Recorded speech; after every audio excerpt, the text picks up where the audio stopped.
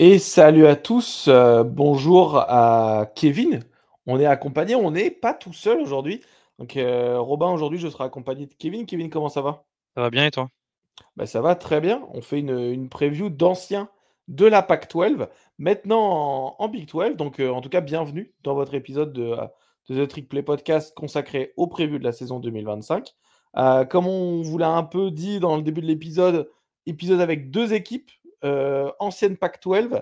On va parler d'Arizona et d'Arizona State. Pas vraiment les mêmes destins, hein, pour ces Duel of the Desert, hein, je sais pas, enfin Duel in the Desert, pardon. Pas vraiment le même destin en 2024, Kevin. Une équipe qui sort d'une année morose, hein, 4-8 pour Arizona, malgré des bons joueurs dans l'effectif, pendant que l'autre équipe sort d'une saison superbe, hein, en 10 victoires, 2 défaites, et une victoire en championnat Big 12.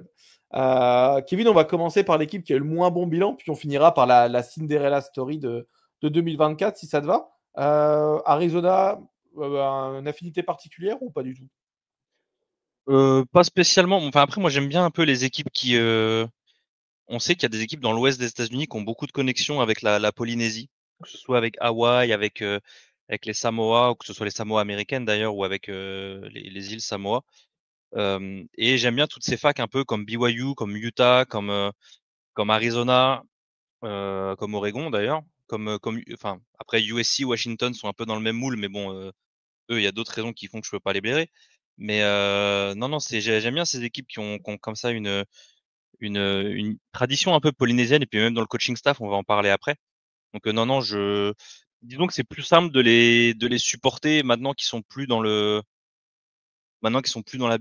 Pac-12 pardon et que Oregon ne les joue pas une fois tous les ans et qu'ils nous font chier à nous battre dans le désert parce que Dieu sait que c'était chiant d'aller gagner à Tucson. Ouais. Donc Mais en tout cas, mauvaise année, on va dire, pour Arizona. ouais, ouais, ils ont bien commencé. Ils ont mis un carton contre New Mexico. C'est un match à 100 points, hein, littéralement. Victoire 61-39. Ensuite, ils battent Northern Arizona et là, ça commence à se compliquer. Seulement 22-10 et après, c'est la dégringolade. Ils se font écraser par Kansas State et ensuite, ils arrachent une victoire contre Utah et puis qui est l'une de leurs deux seules victoires de Big 12 pour leur première année avec la victoire contre Houston. Et sinon, après, c'est défaite contre T-Tech, défaite contre BYU, Colorado, West Virginia. UCF et notamment deux énormes défaites à la fin de l'année à TCU et Arizona State où ils prennent deux fois 49 points. Donc une saison en 4-8 en général, 2-7 en Big 12 pour leur première année après le réalignement. 20 points d'écart de moyenne dans les 8 défaites, c'est quand même très très lourd. Et encore, il y a des petites défaites, donc c'est-à-dire qu'il y en a ils ont quand même pris un 56-12 à UCF, ils prennent un 34-7 contre Colorado, ils en prennent 41 contre BYU. Enfin, ils prennent, c'est quoi ce que j'ai mis? Ouais, ils prennent 8 matchs à plus de 30 points encaissés, dont 3 à plus de 40. C'est vraiment une année qui a été. On s'attendait à beaucoup de choses de la part d'Arizona après la saison 2023, qui était mine de rien pas mal, avec l'émergence de Noah Fifita en tant que freshman, avec Ted McMillan qui commençait à montrer de belles choses et on s'attendait à des grandes choses de sa part pour son année senior. Alors ça a été le cas pour Ted McMillan, qui finit quand même la saison avec 84 réceptions, 1319 yards et 8 TD. Pour Fifita, ça a été beaucoup plus compliqué. Il a, je crois il prend deux fois plus d'interceptions, il met 50% de TD en moins, le pourcentage de complétion a totalement droppé. Il est passé de plus de 70 à peine 60. Donc c'était une saison qui était très très compliquée pour Arizona. Et on va voir maintenant ce que ça peut donner potentiellement sur la saison 2025, parce qu'on a quand même eu beaucoup de mouvements et on sait que c'est le cas maintenant avec cette ère du transfert portal quand on a des équipes qui sont un peu comme ça dans le creux de la vague, et ben on essaye bah, pas forcément on essaye, mais il y a déjà beaucoup de joueurs qui vont partir, qui veulent aller chercher fortune ailleurs. Et ben dans ce cas-là, il faut remplacer avec des gars bah, qui sont disponibles et qui veulent bien rejoindre le navire. Donc mine de rien, ils ont réussi. Ils ont décidé de garder leur head coach, donc Brent Brennan, qui était le head coach l'année dernière, mais ça a quand même changé de cordeau offensif. Donc c'est Seth Deji qui a récupéré le poste. Il fera aussi QB coach. C'était l'ancien tight end coach de USC en 2021. Il est passé par Ole Miss en 22. Il a été coach tight end de nouveau à Purdue, et c'était lui l'offensive coordinateur de Marshall, le Thundering Herd en 2024. Donc il vient récupérer ce même poste à Arizona. Et il remplace Dino Babers, du coup, qui était le corps offensif, et surtout au poste de coach QB. Je vais faire ma petite dédicace du jour. C'est Lyle Moevao, qui était le coach quarterback d'Arizona. Et Lyle Moevao n'est autre que l'ancien quarterback du Flash de la Courneuve. Mais Euh, non! mais si, C'est vrai? C'est fou. si tu vas sur la page de Lyle Moevao, c'est marqué qu'il a joué 2 années pro en France et au Japon, et c'était l'ancien quarterback de la Courneuve. Et Incroyable. il est graduate de Oregon State, et il y était l'année avant que j'aille à Wazoo. Et du coup, Fabuleux. avec Jérém, quand on passe devant Corvallis, on se dit putain, est-ce qu'on allait à Eugene, on se dit est-ce qu'on fait un détour partir voir Lyle à Corvallis ou pas? C'était assez drôle. Et donc du coup, voilà. En tout cas, Lyle Moevao, je l'ai cherché. Il est resté dans le coaching staff par contre. Il est pas parti. Et il est assistant coach offensif. Et il fait partie de on en parlera juste après avec coach Salavea. Il fait partie de ces anciens Polynésiens ces Polynésiens qui sont d'anciens de la plupart pour des équipes de l'Ouest comme ça, et qui restent dans ces coaching staff, et je trouve ça hyper intéressant. Euh, autre euh, autre coordinateur qui a changé, c'est Joey Akina, le cordeau défensif du coup, qui est parti devenir le defensive pass game coordinateur à Texas. Donc bel upgrade pour Akina. Il est remplacé par Danny Gonzalez, qui était le special team coordinateur et le coach linebacker. Donc ils ont fait une petite promotion à l'intérieur du programme, ce qui est assez cool, je trouve. Donc c'est lui qui récupère les DC duties. Et enfin, pour les assistants, je fais une petite mention spéciale justement pour Joe Salavea, qui est le coach D-line et assistant head coach cette année, qui est un alumne d'Arizona, mais qui est passé par Washington State quand j'y étais. Donc je connais Joe Salavea. C'était le coach D-line. C'est un très bon gars. J'adore ce coach. Il était donc à Washington State en 2017. Ensuite, il était à Oregon à l'époque Cristobal. Il a suivi Cristobal à Miami. Et là, il revient à Tucson en 2025 après y avoir déjà coaché en 2011. Donc, je suis très content. Honnêtement, c'est limite, tu vois, j'ai vu ça. Je vais Ouais. peut-être plus suivre Arizona avec la petite doublette Moevao Salavea. Je vais, je vais sûrement suivre ce que ça donne du côté de Tucson cette année avec un peu plus de fidélité en tout cas. Ouais, mais tu sais que moi, c'est lui que je voulais comme à l'époque où dans Oregon, quand il était parti, Cristobal, je voulais que Ouais. ce soit lui qui soit promu head coach. Donc Ah oui, c'est c'était vrai ils en c'était mon parlaient gars. Ouais, avec c'était Will mon gars. Cox de California, et oui, oui, c'est vrai que ça parlait beaucoup de lui, ouais. Mais moi, déjà que c'est un bête de recruteur, surtout sur la D-line. Ça va faire du bien à Arizona dans les années à venir. Mais surtout, c'est un excellent coach techniquement, puisque c'est un ancien joueur NFL quand même. Et surtout, c'est un excellent motivateur. C'est un mec sur le terrain ou dans la room, c'est vraiment un excellent motivateur. Et ça c'est vraiment cool qu'ils aient ce type de personnalité dans le programme. Je trouve ça vraiment, je trouve que ça peut remonter un peu les choses. On en parlait tout à l'heure. Euh, il y a eu beaucoup de départs, mais ça, c'est tous les ans. Premièrement, à la draft, il y a quand même eu, tu sais, j'ai fait la preview du USC et Washington où ils ont eu un joueur chacun drafté pour des programmes historiques comme eux. Et bah, t'as un programme comme Arizona qui sort d'une saison de merde et qui a quand même 4 joueurs draftés, dont un kicker au 6e tour, je crois. Donc Ted McMillan, le tackle Jonas Savayanea, et donc Tyler Loop, le kicker, et le running back Jacoby Kroski-Merritt qui est parti du côté des Commanders à Washington. Et ils perdent 29 joueurs via le portal. Alors, de ce que tout le monde va se dire, je pense, 29 joueurs, c'est énorme. Sur un roster de 90-100, et encore une fois, pour avoir fait la preview d'Oregon, de UCLA, Washington et USC, c'est dans la moyenne. Je trouve que à chaque fois, j'ai l'impression que c'est entre 25 et 31-32. Toi, je sais pas si sur les autres previews que tu as fait, c'est un peu ça. Mais moi, Ouais, il y a beaucoup de souvent programmes effectivement qui perdent des joueurs, hein. ouais. Moi, c'est la fourchette que je ressens à chaque fois pour chaque année. Et pourtant, tu vois, tu peux être aussi bien dans des programmes qui ont réussi, comme des programmes qui ont fait 7-5, comme des programmes qui ont fait 4-8, tu vois, mais tu es toujours sur la même fourchette. Donc bah oui, on se rend pas compte, mais il y a que 22 places sur un terrain et 100 spots dans un roster. Donc forcément, il y a des gens qui ont envie d'aller chercher fortune ailleurs. Parmi ces 29 départs sur le portal, relativement bien dispersés entre les postes, 3 QB, dont le 4 étoiles Braden Dorman. Après, il y a quoi? Il y a 2 running, 5 receveurs, 3 O-line, 2 tight ends, 5 D-line, ça fait mal un peu. 3 linebackers, dont notre pote Justin Flo, le Golemont of the Year candidate qui est parti se faire coacher par le Golemont ultime Vantes Burfict du côté du UNLV. Moi, je vous le dis, UNLV Le cette année, criminel. moi, moi, je dis que je regarde Arizona pour certaines raisons. Si jamais vous aimez les goggles sur un terrain, regardez la défense de UNLV cette année. Je pense que ça va valoir son pesant d'or. Il va y avoir du spectacle. Il va y avoir beaucoup de yards de Je pénalité, mais il rigolais va y dans avoir le du chat spectacle. justement en disant que il y aurait un décalage entre la diffusion en live au cas où il tue un mec. Ah, mais vraiment, genre, c'est vraiment une room de criminels, hein. Et je parle aussi bien les joueurs que le coach, hein. Donc, ça va être assez marrant à suivre. Trend aussi que j'ai remarqué, il y a beaucoup tous les previews que j'ai fait, il y a énormément de DB qui s'en vont. Après, DB, ça part de corner à nickelback à free safety, strong safety. Donc, quand on met tous les DB dans le même lot, ben, forcément, ça fait beaucoup.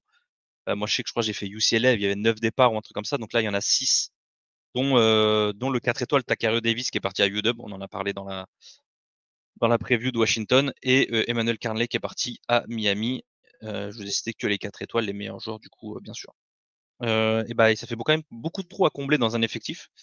Là, on est quand même sur du 33 départs, sans compter les graduates, ceux qui ont été undrafted ou ceux qui ont juste arrêté le football. Donc, ça fait quand même pas mal de place à mettre. Et bah, du coup, on va commencer par le recrutement high school. 28 recrues sur cette classe 2025. Ce qui fait que, alors, il y a du monde, mais c'est pas de la grosse qualité. Il y a une seule recrue 4 étoiles. Ils sont 9e en Big 12 et 50e classe nationale. C'est assez loin quand même. Ils ont seulement 5 recrues in-state, qui est assez rare. Mais ils ont quand même la 6e, 7e, 16e, 19e, 23e recrue. 11 de Californie. Californie qui est à côté, donc ils recrutent pas mal. Et par contre, ce qui m'a étonné, c'est qu'ils ont 9 recrues du Texas, qui est assez rare pour des États de l'Ouest comme ça. À noter que leur seul 4 étoiles, c'est le receveur Azaya Maisel. Alors, je m'étais trompé surtout que c'est Maisel qui risque d'avoir un petit rôle à jouer cette année. Sur le portal, 28 transferts. Donc on est sur une bonne égalité. 11e classe en Big 12, 52e nationale. Encore une fois, loin, loin, loin. Je crois qu'ils sont la 60e en overall. Ils ont 2 recrues de Texas, ce qui est pas mal, et 9 recrues de FCS, ce qui m'a étonné. Ils ont dû aller chercher 9 joueurs en FCS pour compléter leur roster. Les meilleurs transferts, qui est-ce qu'on a? On a le tight end Kenyan Burnett, pardon, ancien 4 étoiles de Kansas. Le D-line Savea, l'ancien 4 étoiles de Texas. Le QB Braden Locke de 4 étoiles de Wisconsin, qui va être QB2. Le receveur Chris Hudson, qu'on connaît bien, Rob et moi, vu que c'est l'ancien 4 étoiles d'Oregon et qui en plus était à Wazoo l'année dernière. Ou encore le safety, alors je vais avoir galéré à prononcer son nom. Je crois que c'est Jason Frosto Ramos, l'ancien 4 étoiles de Stanford, et quand même 7 O-line dans cette classe de transfert. Donc beaucoup de transferts, mais surtout beaucoup qui sont projetés de jouer. C'est pas des mecs qui ont transféré pour bencher, donc il y a quand même 9 transferts qui sont projetés d'être starters, dont 6 en offense, et la moitié du tout deep en offense et la moitié du tout deep en defense. Donc ça fait quand même pas mal de gars qui sont venus du côté de Tucson pour voir le terrain. Euh, Si on parle de l'effectif dans sa globalité maintenant pour cette saison 2025, comme j'ai dit tout à l'heure, bah, toujours un aussi grand nombre de Polynésiens dans le roster. Je crois que je m'étais fait chier à aller faire les calculs. Je crois que c'est BYU qu'on a le plus. BYU a, je crois, plus de 35 joueurs polynésiens. Euh, donc pas mal de turnover dans l'effectif, mais assez expérimenté mine de rien parce que ils ont 21 des 22 starters projetés qui sont des upperclassmen. Donc soit des juniors, soit des seniors. Pour ce qui est de l'offense, pas beaucoup de retours de production par rapport à 2024, avec le départ déjà de Macmillan qui était 40% de la passing offense. Donc mine de rien, à part Noah Fifita, Chris Hunter et Jeremiah Patterson, les deux receveurs, il n'y a pas grand chose qui revient. Ça va être compliqué de faire oublier T-Mac au niveau du talent et de la production, mais on a les arrivées, on l'a dit, de Chris Hudson de Washington State et Wysong de New Mexico, si je dis pas de bêtises, en receveur, qui devrait faire du bien. Potentiellement, comme je l'ai dit aussi, le receveur 4 étoiles freshman Isaiah Maisel. La O-line, ça a besoin de shifter tout son côté droit, parce ils vont avoir 2 transferts au poste de tackle et garde droit. Mais ça fait quand même là aussi de l'expérience, parce qu'ils ont 4 des 5 starters projetés qui sont des seniors. Donc mine de rien, il y a quand même une certaine assise devant Fifita. Et ils ont un nouveau running back aussi. Du coup, c'est, que je dise pas de bêtises, Ismaël Mahdi, qui est senior et qui vient, excusez-moi, je l'avais pas noté dans mon. Il était à Houston Christian avant, il était à Texas State, pardon, l'année dernière. Mine de rien, chose qu'il va falloir regarder, et je pense que la plupart des yeux vont être tournés vers lui, c'est Noah Fifita. Je pense que ça reste. C'était pour moi une des clés de l'année dernière, Fifita, le fait qu'il ait régressé. Après, où est-ce que tu mets la jauge? Est-ce que c'est l'équipe qui était pas au niveau, donc les stats de Fifita ont régressé? Ou est-ce que Fifita a régressé et les résultats de l'équipe n'ont pas suivi? C'est à voir selon vos préférences. Mais mine de rien, cette année, il va quand même avoir beaucoup à prouver. Lui qui a fait une saison freshman qui était assez exceptionnelle et tout le monde le voyait comme un futur first rounder. Il a eu une vraie sophomore slump, une vraie baisse de niveau en deuxième année. Il va falloir qu'il se reprenne sans son receveur superstar, qui d'ailleurs a l'air de faire le bonheur des front office, et donc de l'équipe et même des supporters des Panthers. On l'a vu en pré-saison. Pour la défense, un peu moins de transferts. Il y en a seulement 3 qui sont projetés en tant que starter. On retourne beaucoup de monde. Donc c'est une défense qui est à voir. Je pense qu'elle a été assez suspecte en 2024. J'ai pas forcément d'énormes attentes vis-à-vis de cette défense, dans le sens où, tu sais, je vais la traiter un peu comme la défense de USC une fois que Grinch est parti. Ce qui veut dire que je m'attends pas forcément à grand chose et je pense que tu peux aller que vers le haut. Surtout maintenant, tu commences à la base, tu commences par la D-line, tu récupères Salavea en coach D-line, donc ça peut vraiment faire quelque chose. Donc je m'attends pas non plus à des miracles, en sachant que seule chose positive, c'est que pareil, c'est relativement expérimenté. Il y a quand même pas mal de seniors ou des juniors. Les transferts qu'ils ont, c'est pas des mecs qui sont projetés de starter. C'est quand même la plupart des starters, c'est des gars qui étaient déjà dans l'effectif avant. Donc il y a une cohésion quand même qui est déjà là. T'as pas à changer tout ton effectif, des mecs qui doivent apprendre à se connaître au mois de mars et tout. Donc je trouve que c'est pas mal. Clé de la saison, en fait, j'ai établi celles qui seront les deux pour moi, ce qui veut dire Fifita qui va driver l'offense et qui va devoir trouver ses cibles pour avoir un semblant d'offense. Et est-ce que la défense est capable de faire, je vais pas dire mieux, je vais surtout dire moins pire en 2024. Ce seront les deux clés de cette saison qui sont assez basiques, mais vu l'état de l'effectif et vu l'état du programme d'Arizona, je pense que c'est assez logique. Le calendrier 2025 pour Arizona. Un calendrier un peu spécial. On en parlait avec Rob juste avant parce que je me posais la question. En fait, ils ont 10 équipes de Big 12 dans leur calendrier.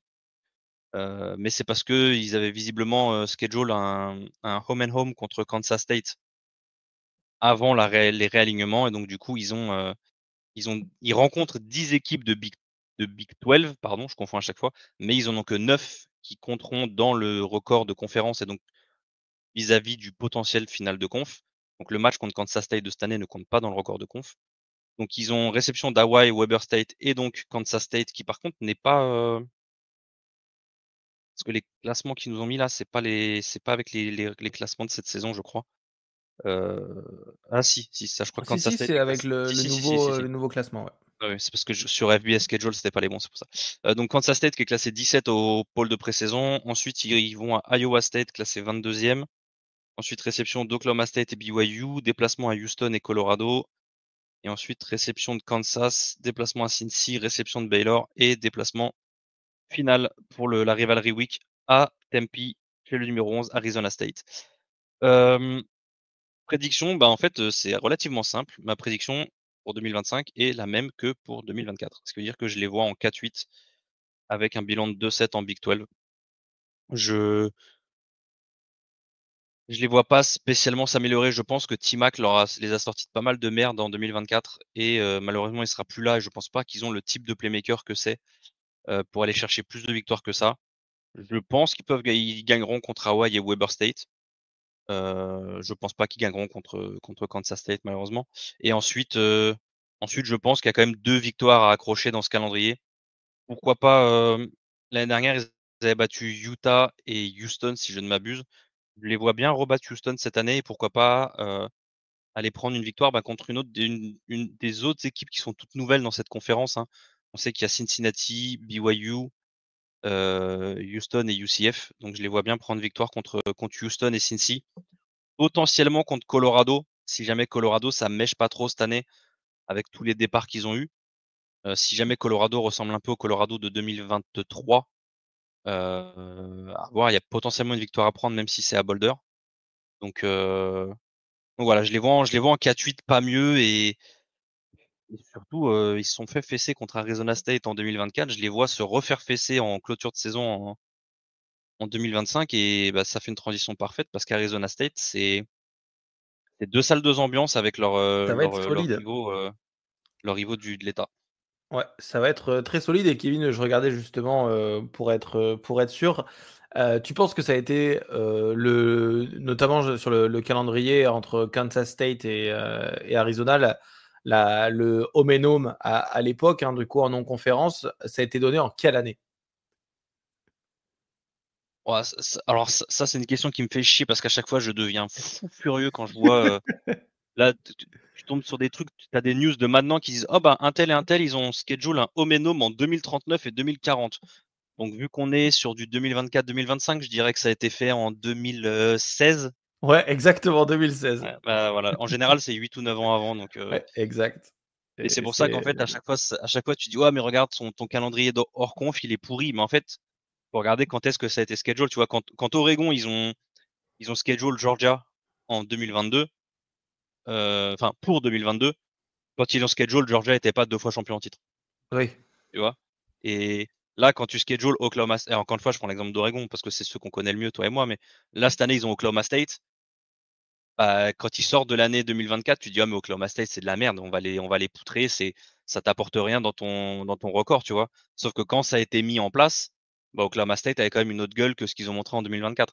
Donc, c'est des choses que les gens pensent pas forcément. Les gens pensent que les calendriers, ils sont faits l'année d'avant. Non. Le college football, c'est pas de la NFL. Les calendriers sont pas faits en fonction des résultats d'avant. On connaît les calendriers de conf, mais en général, je crois on a que 2-3 ans d'avance. Alors que les calendriers hors conf, les home and home, les trucs comme ça, c'est fait des années à l'avance. Donc les destins des programmes peuvent changer du tout au tout. Donc du coup, Exact, excuse-moi exact. Rob, du coup on va Mais non, passer non, à c'était tout à fait, c'est fou quand même 2016. Passons à Arizona State, hein, comme on l'a dit en preview enfin en prélude de cet épisode, et puis également là qu'on vient de conclure l'épisode d'Arizona. Arizona State, c'est une grosse différence. Une saison 2024 qu'on peut qualifier de Cinderella Story, hein, comme j'avais dit, c'est une saison où personne les attendait là. Ils étaient donnés pour finir dernier en Big 12. Tous les médias hein, les données derniers. Résultat, ils ont fini champion de Big 12. Une saison quand même de fou furieux en gagnant 10 matchs, plus en gagnant la Big 12. Ils se sont fait éliminer contre Texas en double overtime dans un match où je pensais vraiment qu'ils allaient gagner. Encore une fois, le match se finit à, je crois que c'est 39-31 ou 39-32, enfin peu importe, en double overtime. Très très grosse très très gros match, grosse rivalité en tout cas sur le terrain c'était très beau à voir. Malgré tout, en fait, malgré la défaite, je pense que certes il y a une petite déception, mais c'est surtout un des plus gros turnaround du college football. Hein. C'est un vrai 180 degrés, Kevin, et c'est à la fois grâce à coach Dillingham, un ancien d'Oregon on connaît très bien, et on peut le dire, il fait un taf de malade mental parce il a passé Arizona State de 3 victoires en 2023. Donc, seulement 2 contre du Power 5 parce qu'ils avaient gagné contre genre Southern Utah en ouverture de saison. Mais voilà, seulement 2 victoires contre le Power 5. À l'année suivante, en une année, il passe à 10 victoires plus une en conférence Big 12 et une qualification en playoff. Donc on est sur un vrai turnaround. Sur la saison, ils ont battu 4 équipes rankées au top 25. Hein, c'est pas rien. Et voilà, quand même, bravo au coaching staff, hein, Kenny Dillingham, Marcus Arroyo et Brian Ward. Ils ont fait un taf de fou furieux. D'ailleurs, il y a quelques temps, on fait toujours le shoot-out, hein, mais il y a Arthur Ozar, qui est équipement manager à Arizona State, qui avait fait qui était invité à une ou deux interviews. Donc, allez écouter l'interview si vous n'avez pas encore eu l'occasion de l'écouter. Et puis, je pense qu'on n'a pas eu le temps de se reparler, mais il a dû vivre une superbe saison. En tout cas, il a dû être content de cette saison. Peut-être que ça lui a rajouté du travail de faire un match de Big 12 et un match de playoff, mais finalement, je pense il a dû être content. Il faudrait qu'on le réinvite. Au niveau des mouvements de la off-season, le coaching staff reste le même. Ils reviennent avec leur même coach, donc Kenny Dillingham, head coach, qui revient, Marcus Arroyo, coordinateur offensif, qui revient, et Brian Ward, coordinateur défensif, qui revient aussi.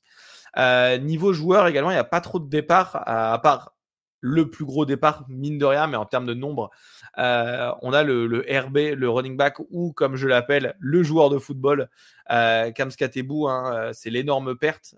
C'était une grosse partie de l'attaque dans les matchs difficiles, notamment contre Texas, il a porté à lui tout seul Arizona State. Et même tout au long de la saison, hein, puisque c'est 2316 yards à la course à la réception. Hein, donc all-purpose yard cette année quand même, c'est pas rien, 2300 yards. Pour moi, il méritait d'ailleurs d'être dans le top 4 du Heisman. Il me semble pas qu'il l'ait été, Kevin. C'était Il faudrait que je regarde, mais je crois qu'il y c'était avait, Gabriel. il y avait, Le il y avait quatrième était qui? Gabriel, il y avait Hunter. Je vais te dire ça. Vas-y, Et le continue de quatrième, dire enfin ça. bref. Il y a également le départ de Caleb McCullough, le linebacker, qui est une perte pour la défense. C'est pas non plus l'énorme perte, mais c'est le linebacker star qui gérait un peu cette escouade. Au niveau du coup des départs, il n'y a pas tant de départs que ça. Finalement, il n'y a pas non plus tant d'arrivées que ça. Ils ont la 56e classe de recrutement du transfert. Il n'y a pas de gros noms cette année. C'est voilà, que des 3 étoiles. Pas vraiment de gros noms. Au classement du recrutement lycéen qu'ils arrivent, donc il y a 2 4 étoiles, dont le QB Cameron Dyer, pardon, qui est le 6e quarterback de la classe 2025. Donc c'est plutôt une belle prise. Et on a A.J. La, qui est le tight end numéro 15 de la classe. Donc, c'est le 15e tight end de la classe de recrutement 2025. Mais à part ces 2 4 étoiles, on n'a rien de bien fou. Ça reste une deuxième classe de recrutement dans un nouveau programme pour des coachs comme Kennedy Dillingham qui viennent de fonder un peu leur programme. C'est déjà bien. Ça va aller au mieux. Et en fait, ils ont encore une très belle équipe, on va dire. On verra dans la revue d'effectifs, mais en tout cas, il retourne pas mal de monde. Donc, de toute façon, c'est sûr que les recrues ne vont pas jouer. Kevin, est-ce que tu as la donnée sur qui était le quatrième finaliste du Heisman? Oui, c'est juste le Iceman du peuple, Ashton Genty, et le numéro 1 de la draft 2025, Cam Ward. Et Cameron, ok, Et comment on les a effectivement. oubliés, je ne sais pas. Mais Moi, effectivement, je pensais alors juste au quatrième. J'étais sûr des trois, mais ok. Skatebout qui a fait je pense qu'il ne doit pas 2316 être yards loin. all-purpose. Ouais, il doit être cinquième. Je crois que c'est peut-être Bryson Daly. Enfin bref. Kevin, ils retournent 80% de leur production offensive et défensive. Hein. C'est le plus haut en Big 12 et certainement très très haut dans le Power 5. C'est une équipe qui retourne énormément de monde. Ils retournent, je crois, 10 des 11 starters. Il y a que, en tout cas en attaque, il n'y a que Skatebout qui s'en va. Mais ils retournent beaucoup de monde. Et ça, dans une équipe de college football, de l'expérience avec un coaching staff qui reste le même, ça n'a pas de prix, et surtout dans une Big 12 où on sait que la conférence est... En fait, la Big 12, c'est un peu la Pac 12 de nos jours, enfin de l'époque. Tout le monde se bat tout le monde perd contre tout le monde gagne contre tout le monde. Et donc, avoir de l'expérience pour gagner ces matchs un peu couperés à la dernière minute sur le dernier drive, et ça a beaucoup de valeur. Donc, c'est pour ça que, en tout cas, Kevin et moi, on prédit une grosse saison pour Arizona State. Au niveau du poste de quarterback, ça va être Sam Leavitt qui va revenir. Gros atout c'est le deuxième meilleur quarterback qui est de retour au college football selon PFF. C'est un très bon passeur, également un très très bon coureur. À la fin de la saison, il a eu quelques blessures, mais il continue à être sur le terrain. Donc ça, c'est une preuve d'un quarterback qui va pouvoir se battre jusqu'au bout. Et voilà, il apporte cette double menace. C'est le deuxième meilleur coureur de l'équipe, d'ailleurs, avec 500 yards, il me semble, à la course cette saison-là. Ça va être compliqué au poste de running back de remplacer Skatebu, mais il y a l'arrivée de Kanye Udo en provenance de Army. Donc ceux qui ont suivi Army l'année dernière et les années d'avant, Udo c'est 1200 yards l'année dernière à Army. Des grosses courses, un coureur qui est violent. Moi personnellement j'aime ça, et puis c'est un profil à la, sans pour autant comparer les deux joueurs, à la Cam Skatebu qui va pouvoir aller se battre pour 1 yard ou 2 yards, ou même si on lui donne une course en 3 et 15, il y a toujours un moyen qu'il fasse quelque chose balle en main. Donc moi j'aime ça, et derrière Udo, je pense que ce sera un comité de porteurs de ballon, à voir ce que ça donne réellement. Au niveau du poste de receveur et de tight end, on a Jordan Tyson, le numéro 0, que vous avez certainement bien vu l'année dernière, puisqu'il a fait 1100 yards en 12 matchs. Après, il y a eu beaucoup de blessures, donc il n'a pas pu faire tous les matchs, donc il n'a pas pu faire la finale de Big 12, ni le quart de finale de playoff. Mais c'est le 3e meilleur receveur de retour au college football, encore une fois, selon PFF. Donc s'il arrive à avoir son niveau d'avant blessure et de continuer sur la lancée, c'est sûr qu'il va prendre tous les targets. Après ça, il n'y a pas grand-chose comme aide. Il y aura le transfert de Fresno State, Jalen Moss, ou alors le transfert de Clemson, Nobel Johnson. Sinon, au poste de tight end, ça sera Chamon Metayer, qui aura la majorité des reps au niveau du poste de tight end. Ça va jouer dans une attaque qui va être une spread offense. Kelly Dillingham, il aime beaucoup jouer en spread. Et donc, à voir ce que ça donne. Mais globalement, ça sera Jordan Tyson, la cible numéro 1. Et je prédis, c'est pas très très compliqué comme prédiction, qui fera une très grosse saison et qui va, pour ceux qui suivent la draft, aller assez haut dans la draft l'année prochaine. Au niveau de la O-line, il y a le retour des starters de l'année dernière avec une upgrade sur le portail des transferts avec le tackle Jimeto Bigbo, pardon. Visiblement, ça serait une bonne prise. Les médias sont assez hauts sur lui, en tout cas les médias de Arizona State. Il vient de Texas State. Moi, je n'ai pas regardé jouer, je ne vais pas vous mentir, mais de ce que j'en lis, c'est une upgrade au poste de tackle, et avec une ligne offensive qui a également de l'expérience. Du côté de la défense, on retourne 14 des 17 joueurs avec plus de 200 snaps joués dans la saison. Donc ça, c'est une très très bonne nouvelle. Quand tu as 14 de tes joueurs défensifs qui ont joué plus de 200 snaps cette saison, la saison dernière, tu sais que tu as une défense qui va communiquer entre eux, qui savent où aller. C'est le même coordinateur défensif, donc ça va bien aider une défense d'Arizona State qui a été en difficulté sur certains matchs. Donc ça va être intéressant. Donc il y a de la production qui est de retour, malgré le fait qu'il n'y ait pas forcément de nom très flashy. Ça en reste pas pour le moins une défense qui sera quand même correcte. Au niveau de la D-line, on a le retour de Elijah O'Neal, qui a fait 12,5 plaquages pour perte la saison dernière. Cependant, attention au pass rush. C'est vrai que ça, c'est quelque chose que j'ai noté l'année dernière. Arizona, c'était parmi les équipes les plus faibles en termes de pass rush. Je crois que c'était seulement 25% de QB pression sur l'ensemble du pass rush. Donc, c'était assez faible et il ne retourne pas forcément plus de joueurs que ça. Pour progresser, on a Elijah O'Neal qui est plutôt focus sur la course. Donc, à voir ce que ça peut donner. Mais attention à ce front seven, puisque également attention au poste de linebacker, ça m'a l'air d'être la plus grosse faiblesse de l'équipe. Je connais personne ne m'a sauté aux yeux l'année dernière, à part McCullough qui est maintenant parti à la NFL en UDFA. Donc je peux pas dire grand chose dessus, je suis désolé. Peut-être que Kevin, tu as un insight sur le poste de linebacker, sinon moi de mon côté, il n'y a personne vraiment qui m'a sauté aux yeux, quoi. Non, pareil que toi, je suis dans l'expectative. Mais ça me paraît assez faible. On va voir ce que ça donne. Exactement. Ça me paraît assez faible. Le front seven va être compliqué à gérer. En revanche, très très bonne escouade de DB menée par Kisabne Junior, de Second, pardon, et Javan Robinson. Ça va être une très très bonne nouvelle. À eux deux, je crois qu'ils combinent 17 passes défendues et 6 interceptions. Donc on est sur des joueurs qui sont très très à l'aise à la balle dans les airs, surtout en Big 12 où ça court moins que ça passe. Donc ça, ça va être intéressant. Qu'est-ce qu'il y a, Kevin? Et Xavier Alford aussi, le free safety le numéro 2, qui était, quand on a commenté le match, je crois qu'on a même commenté la finale de Big 12 et le premier tour de playoff contre Texas. C'est un mec qui est partout sur le terrain. Tu le vois pas forcément sur la feuille de stats à la fin de l'année, au cumul, mais c'est vraiment un mec qui flash et c'est un vrai playmaker sur le terrain. Donc lui aussi, il sera sûr, si je dis pas de bêtises. Il est senior cette année, donc pareil, pour ceux qui suivent potentiellement la draft, ce sera un des gars à suivre du côté d'Arizona State. C'est vraiment un vrai bon safety.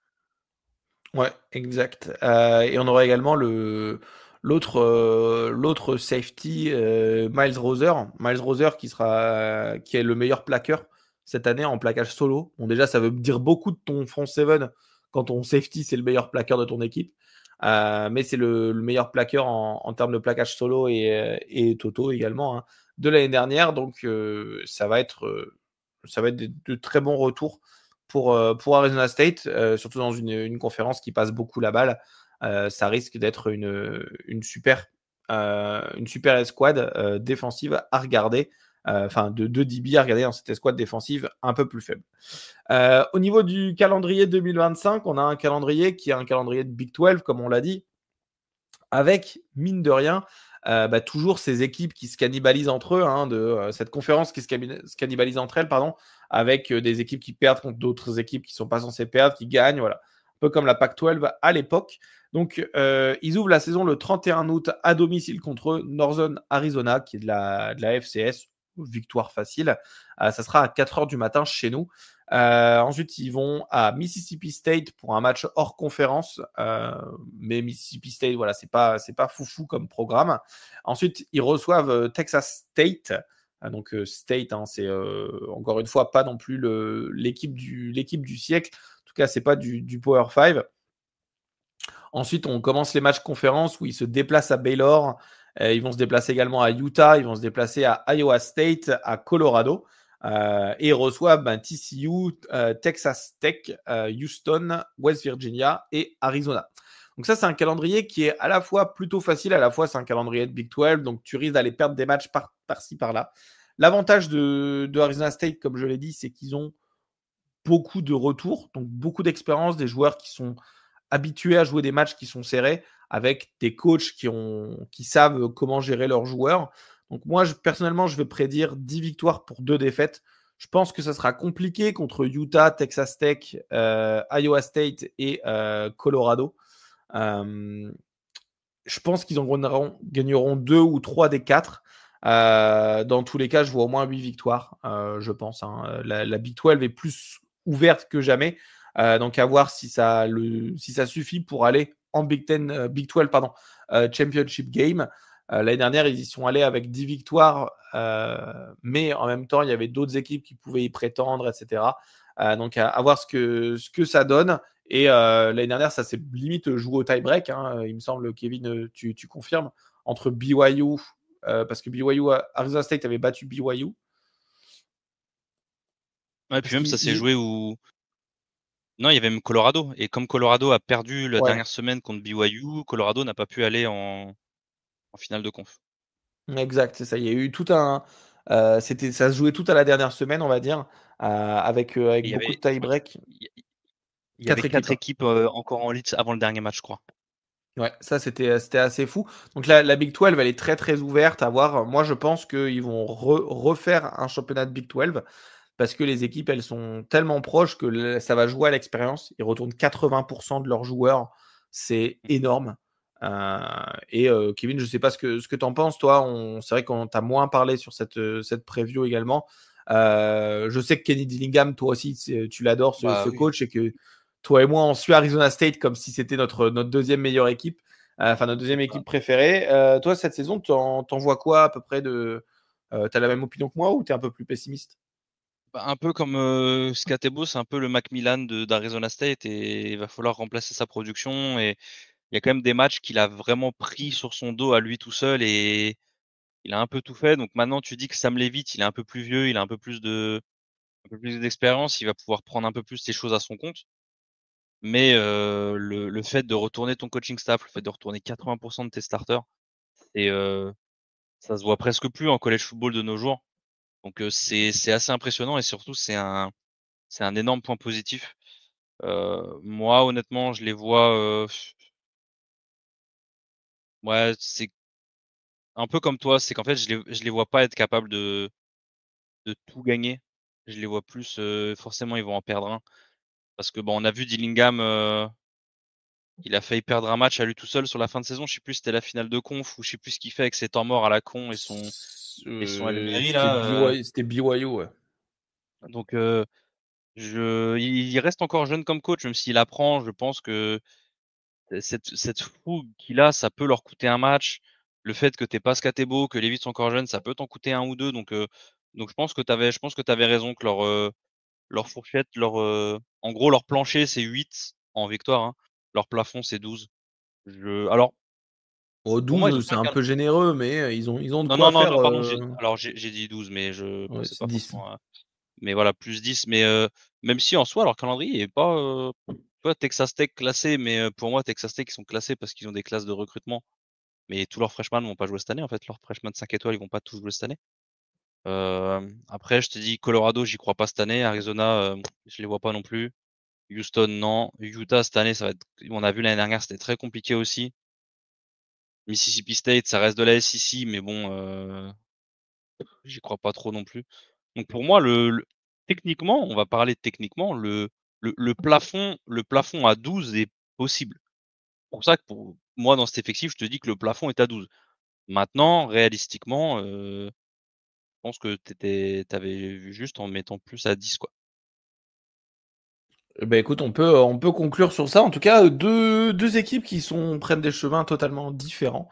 C'est vrai que ça va être intéressant à voir cette année. En tout cas, Kevin et moi, je suis sûr qu'on va regarder Arizona State, qu'on sera devant les matchs très très souvent, s'ils sont pas en même temps qu'Oregon. En tout cas, moi, c'est des équipes que j'affectionne particulièrement. En tout cas, Arizona State, Arizona un peu moins, comme Kevin l'avait dit, hein. C'était compliqué à battre pendant une Mm. période. C'est Mais en tout cas, on a juste quelques PTSD, ouais. Ah, même qui nous Arizona empêchent de State, hein, pouvoir passer. le Oui, Arizona State avec un peu Jalen moins. Daniels qui envoie des bombes pour Brandon Ayuk, là, j'en souviens encore de ce match. Mais effectivement, bah, en tout cas, c'était un plaisir de faire cet épisode avec toi, Kevin. Comme De d'habitude, quand même, on fait ouais. un épisode à deux, ça dure longtemps, mais Mm. avec plaisir, deux programmes, 40 minutes pour deux programmes, ça va. Dans tous les cas, Kevin, je te souhaite t'es sur, enfin, il y a des previews qui vont sortir de ton côté, d'autres qui vont sortir du mien. Ouais, Kevin, je te souhaite une bonne semaine de repos avant de repartir sur le collège football dès le oui. 23. On a très hâte. Le classement de pré-saison est sorti. Peut-être qu'il y aura un épisode de classement de pré-saison. On ne sait pas. On va en discuter, mais en tout cas, la saison approche et ça fait très plaisir. On aura un Farmageddon classé entre Kansas State et Iowa State dès le début de la saison. Donc ça va être surtout en Irlande. Donc ça va être assez fou. Donc moi personnellement, j'ai très très hâte du début de saison. Le fait de faire des previews, ça me donne encore plus de hype et j'ai hâte de faire tout ça. Et bah de même. Du coup, ça commence à me gratter les veines un peu. Maintenant, on commence à avoir tous les insides là sur les fall camp, des trucs comme ça, et il y a de plus en plus ça se rapproche. La plupart des équipes ont fait leur scrimmage ou quoi que ce soit. Et là, c'est quoi? C'est le premier match le 23, c'est ça? Donc nous on Ouais. enregistre le 12, donc on est à moins de 2 semaines là, à peu près 10 jours du début de saison, et j'ai vraiment vraiment hâte. Exact. Et ben sur ce, on peut se dire au revoir. Puis bon épisode à vous et au plaisir. Bye bye. Ciao ciao.